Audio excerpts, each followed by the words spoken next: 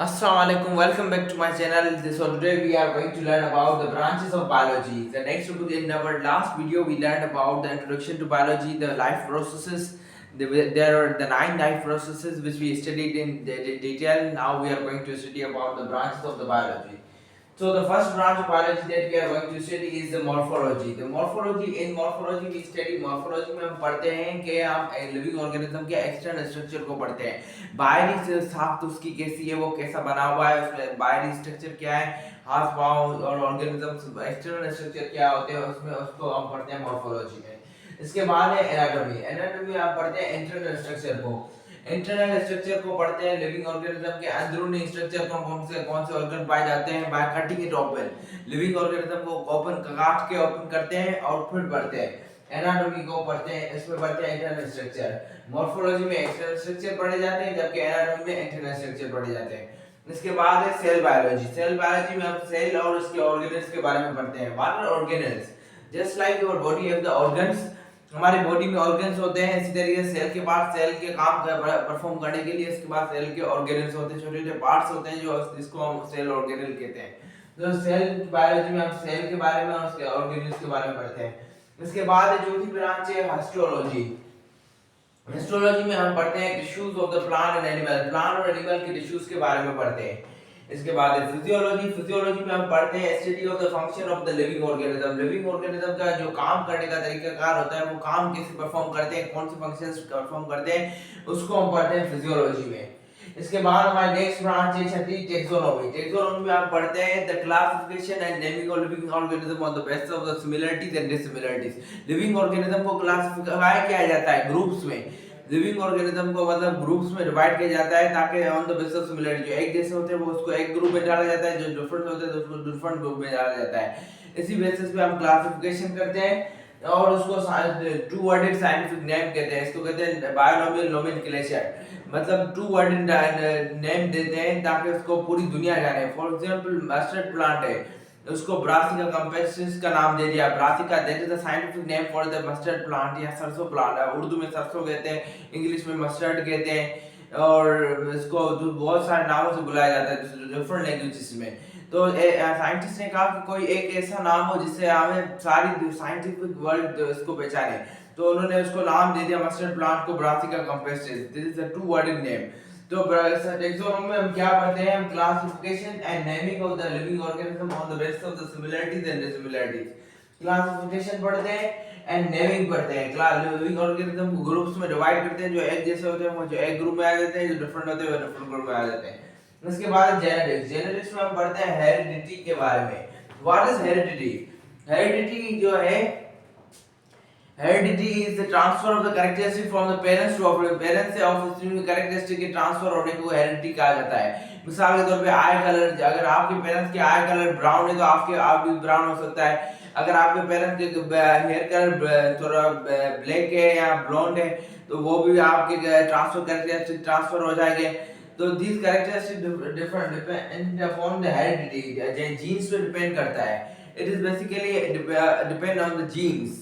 Jeans are the functional units of the DNA. DNA के functional units होते हैं जो कि डिसाइड करते हैं कि कौन सा कैरेक्टरिस्टिक आएगा. पेरेंट्स से, मदर और फादर के कॉम्बिनेशन से डिफरेंट जीन्स आते हैं और उनसे वो डिसाइड करते हैं कि कौन से कैरेक्टरिस्टिक आते हैं.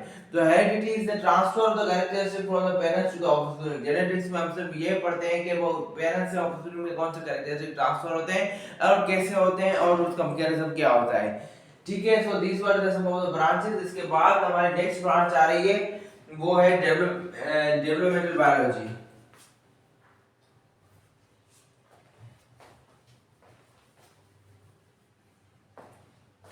इसके बाद हमारी आठवीं ब्रांच है वो है developmental biology.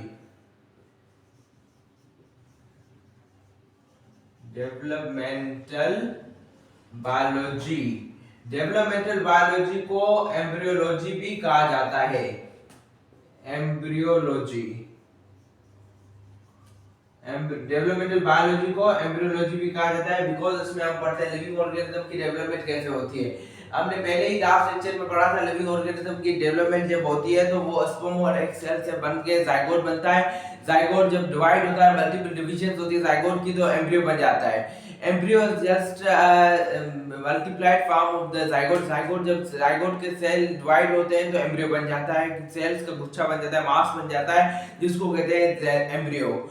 Embryo is developmental stage of the living organism. Living organism की डेवलपमेंटल स्टेज होती है, तो इसमें डेवलपमेंटल बायोलॉजी में पढ़ते हैं लिविंग ऑर्गेनिज्म डेवलप कैसे होते हैं, हाउ लिविंग ऑर्गेनिज्म डेवलप। इसके बाद है हमारे environmental biology.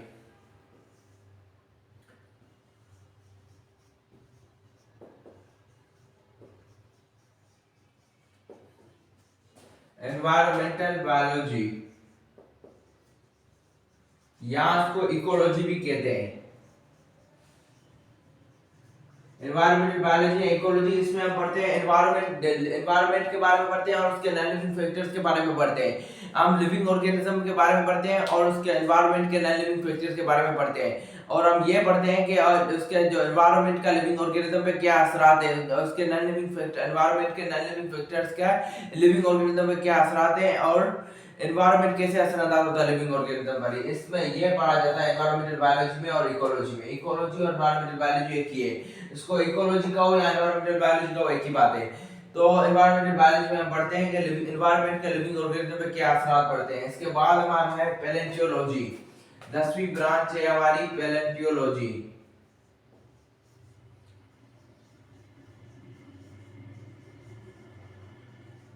Paleontology is the study of fossils. Study of fossils.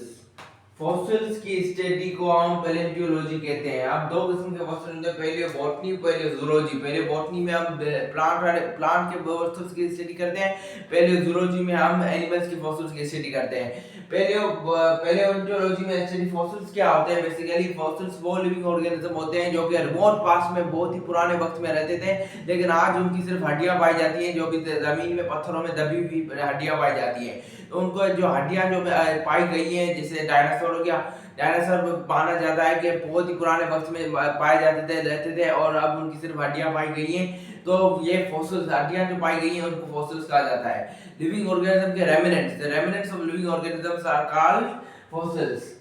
Living organism के जो बकाया अजात बच जाते हैं उनको फॉसिल्स कहते हैं, उनसे फॉसिल फ्यूल भी बनता है। इसके अलावा हमारी 11वीं ब्रांच है बायोटेक्नोलॉजी।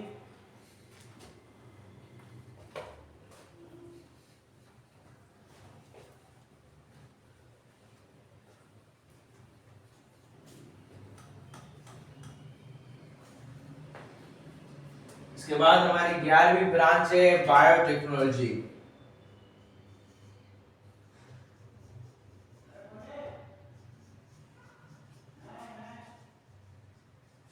बायोटेक्नोलॉजी में क्या पढ़ते हैं, biotechnology is the manipulation of the genes. Genes की मैनिपुलेशन की जाती है। जीन्स की मैनिपुलेशन कैसे की जाती है, जीन्स की स्ट्रक्चर को चेंज किया जाता है, जीन्स की लोकेशन को चेंज किया जाता है, ताकि हम अपने डिजायरेबल कैरेक्टरिस्टिक हासिल कर सकें और हम उसको डिजायरेबल कैरेक्टर हासिल कर सकें। इसलिए होती है बायोटेक्नोलॉजी। बायो और टेक्नोलॉजी, बायो और टेक्नोलॉजी के कॉम्बिनेशन से हम जीन्स की मैनिपुलेशन करके अपने डिजायरेबल कैरेक्टरिस्टिक हासिल करते हैं। जीन्स की मैनिपुलेशन की जाती है, manipulation of the genes, manipulation of genes. Genes की मैनिपुलेशन का मतलब है ये जीन्स के स्ट्रक्चर और उसके जीन के स्ट्रक्चर और लोकेशन को चेंज करके हम अपने डिजायरेबल कैरेक्टरिस्टिक हासिल कर सकते हैं, और इसको हम कहते हैं बायोटेक्नोलॉजी। इसके बाद बायोटेक्नोलॉजी के बाद है सोशियोबायोलॉजी।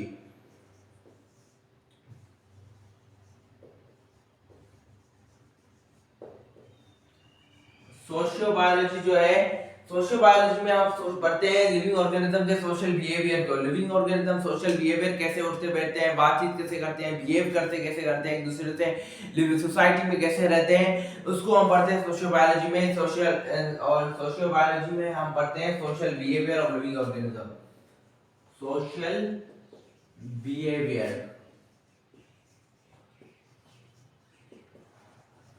सोशल बिहेवियर को पढ़ते हैं लिविंग ऑर्गेनिज्म के। इसके बाद हमारी 13वीं ब्रांच है पैरासाइटोलॉजी।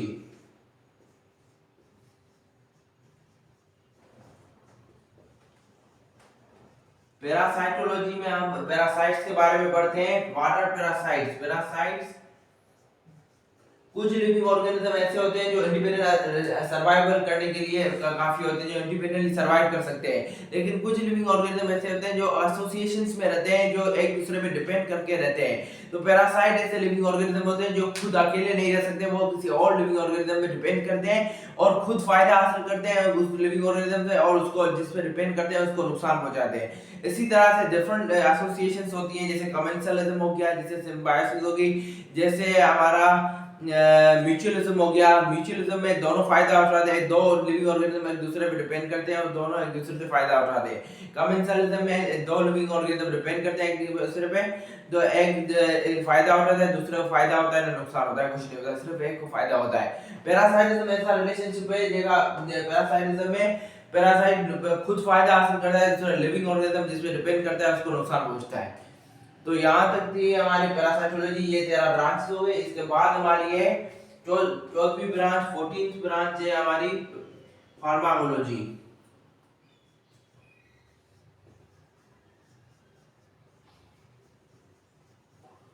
फार्माकोलॉजी जो है वो it is the study of the mechanism of action of drugs.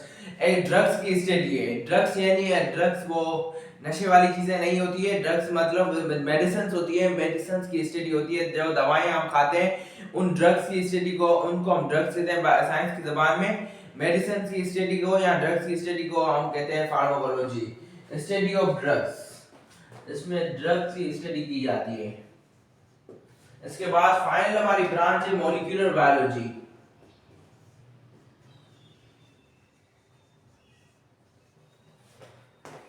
Molecular biology,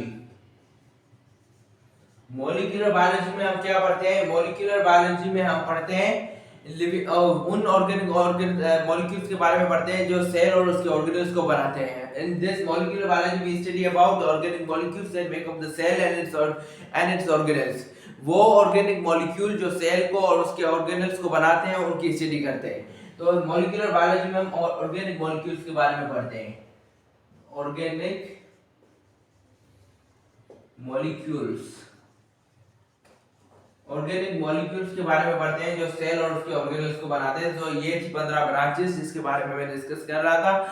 तो आप उम्मीद है आपको समझ में आई होगी। So do like, share and subscribe. Thank you so much.